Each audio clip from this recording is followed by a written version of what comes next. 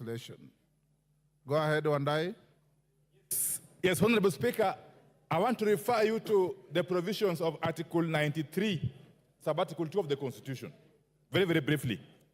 And if you allow me, I'll read. The National Assembly and the Senate shall perform their respective functions in accordance with the Constitution. Honorable Speaker, if you go further to Article 108, Honorable Speaker, of the Constitution, especially 108 Sub-Article 1, where it clearly provides that there shall be a leader of the majority party and a leader of the minority party. It goes further at Sub-Article 3, Honorable Speaker, to say that the leader of the minority party shall be the person who is the leader in the National Assembly of the second largest party or coalition of parties. But finally, at Sub-Article 4, it provides the order of precedence in the National Assembly, which is obvious, Honorable Speaker. It's the Speaker, the leader of majority, and the leader of minority. Honorable Speaker, pursuant to these provisions, the Parliamentary Service Commission has proceeded to facilitate these offices, and particularly the office of the leader of the minority party, which I am privileged to occupy as we speak, Honorable Speaker. Honorable Speaker,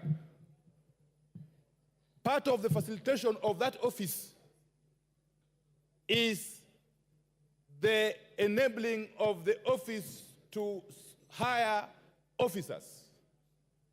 As a matter of fact, the Commission has facilitated my office to hire officers. In fact, it has hired for me officers to serve in the office of the leader of the minority party, to enable that office to perform its functions effectively, Honorable Speaker. And I believe that is the case with the office of the leader of the majority party and other offices in the National Assembly. Honorable Speaker, one of the officers in my office is the person holding the office of the policy analyst. Honorable Speaker, the policy analyst in the office of the leader of minority party plays a very, very crucial role in enabling the holder of that office to perform his work. Honorable Speaker, on the eve of today's sitting, specifically this morning, Honorable Speaker, at 2:20 a.m. this morning, I was called by the policy analyst in the office of the minority leader, one Gabriel Oguda. Gabriel Oguda, that is the policy analyst in the office of the leader of minority. He called me this morning under distress that there were people, in fact he called them cops. I think cops means policemen. At his gate, breaking into his compound. The issues I'm raising are so serious that I want to request my brother Pukose to be patient. Honorable Speaker, Mr. Gabriel Oguda called me at 2:20 a.m. this morning, informing me that there are people at his gate who were breaking into his compound. No sooner had he called me, Honorable Speaker, I mobilized lawyers to try and attend to his situation.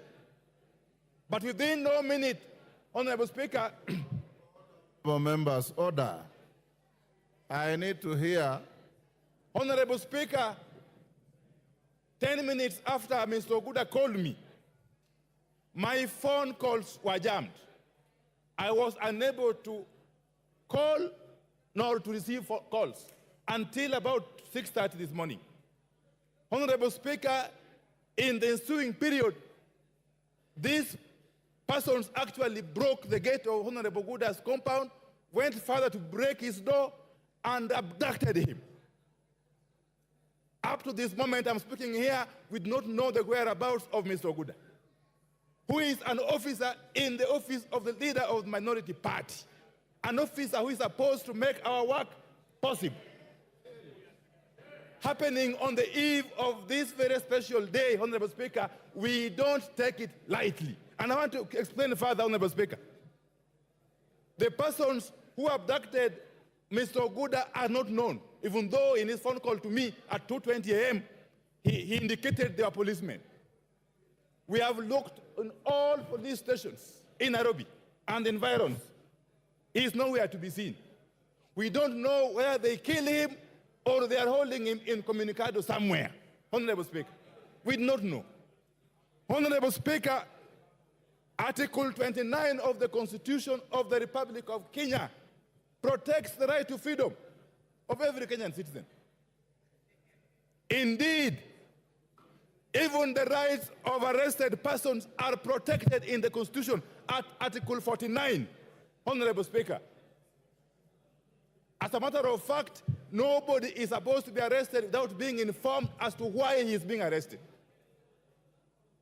The Constitution goes further to provide for rights of detained persons. If you are arrested for whatever reason and you are detained, you have got a right to access the services of advocates or lawyers. Up to this morning, up to this moment I'm speaking, the lawyers that I was able to assemble have not been able to access Mr. Oguda, wherever he is. So what am I saying?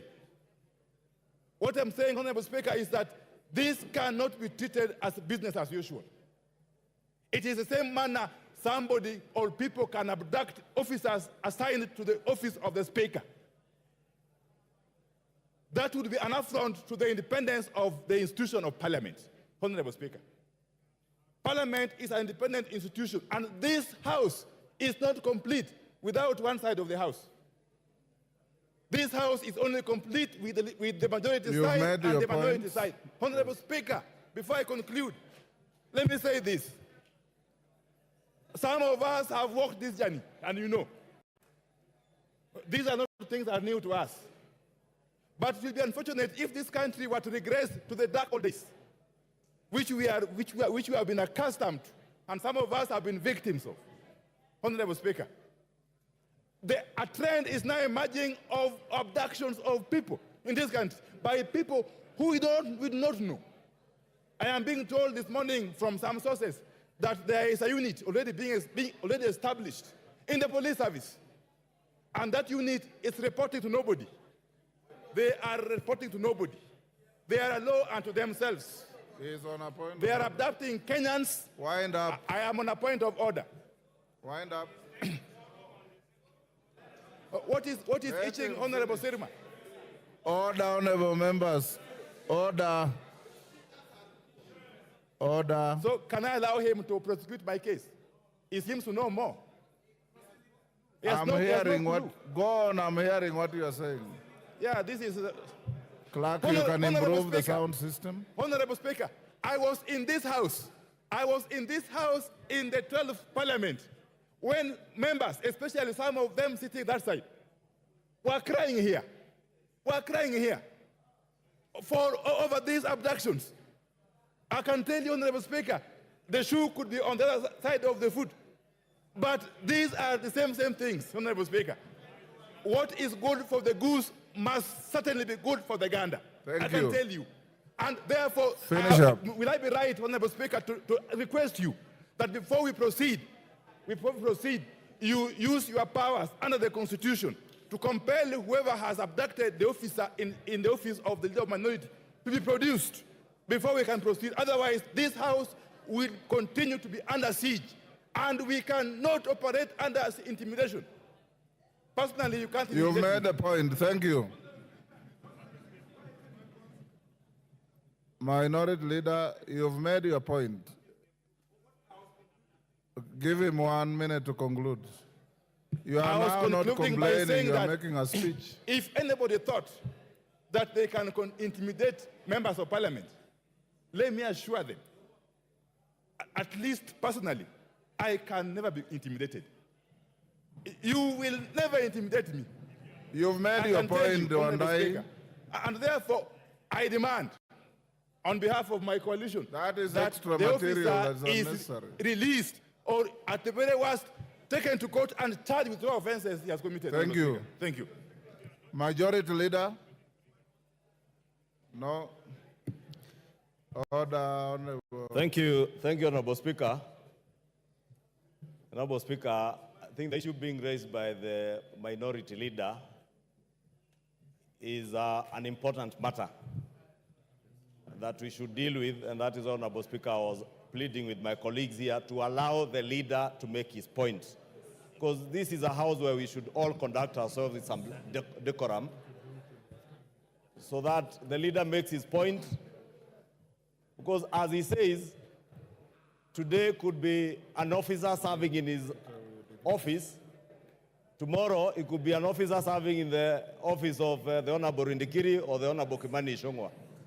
Therefore, Honorable Speaker, none of us, Honorable Speaker, if you can protect me from the likes of Honorable Kagombe Karemba and Kawanjiko, who are all up on their feet. Order.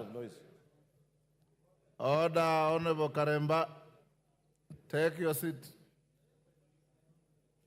Honorable Speaker, I was saying none of us in this House would tolerate that kind of conduct that the leader of minority has said.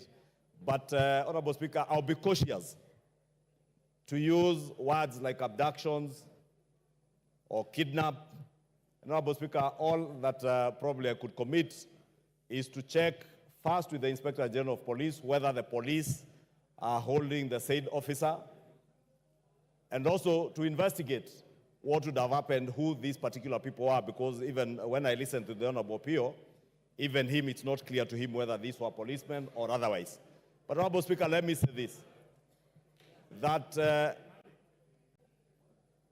when this administration took over the reins of leadership in this country, Honorable Speaker, none other than President William Ruto committed that the days of finding Kenyans being abducted and killed and their bodies dumped in River Yala or River Tana, we are beyond those days. And I want to assure you and assure the country that that shall never happen in this country. A situation where Kenyans are abducted and their bodies are later fished out from rivers, it will never happen. And that is, Honorable Speaker, not also to say that if it were the police, Honorable Speaker, not just officers of the Parliamentary Service Commission serving in our offices, even ourselves as members of Parliament. And I'm sure there are many, even on this side of the coalition, who have fallen victim of arrests, justifiably by the police. And when the police arrest you, they will book you into an OB, lock you in a known police station, and you will be produced in court or released if they have no reasons to charge you, Honorable Speaker. Therefore, let us also not create the impression that those of us working in Parliament or are parliamentarians, we are immune to the law. None of us is immune to the law. And we should all and must all be treated equally under the law. Whether we are members of Parliament, whether I am the leader of majority, whether the Honorable Opiyo is the leader of minority, if myself and the Honorable Opiyo run into problems with the law will take its course. But we must be arrested, produced in court in line with that law, Honorable Speaker. And therefore, let me just commit, Honorable Speaker, as soon as we are done, I will check with the Inspector General of Police whether the said officer, I'll get the details from the Honorable Opiyo, is in the hands of the police, so that we avoid speculation and anything that we may be saying of abductions, kidnaps, and all those manner of things. If he has been arrested by the police, we'll get to know why he has been arrested, if he's being charged for what offenses, and Honorable Speaker, that I can only confirm once we get in touch with the police. Thank you, Honorable Speaker.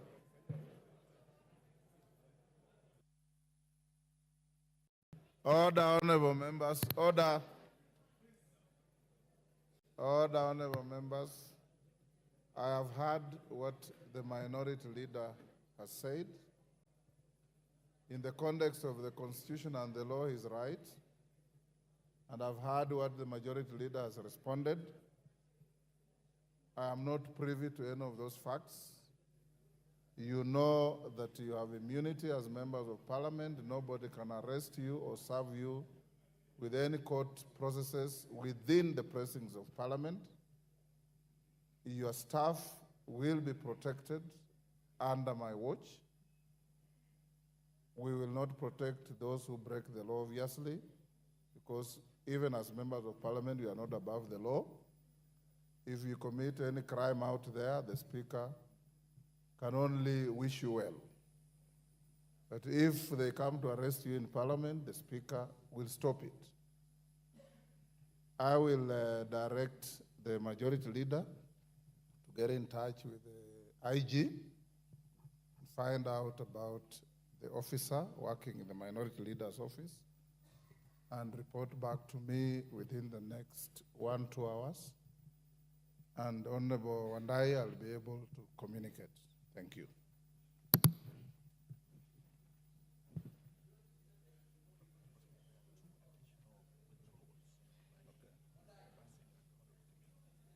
Order. Next order. Order number 6, notices of motion. Order number 7, questions and statements. Order number 8, motion, alteration of the calendar of the House. Majority.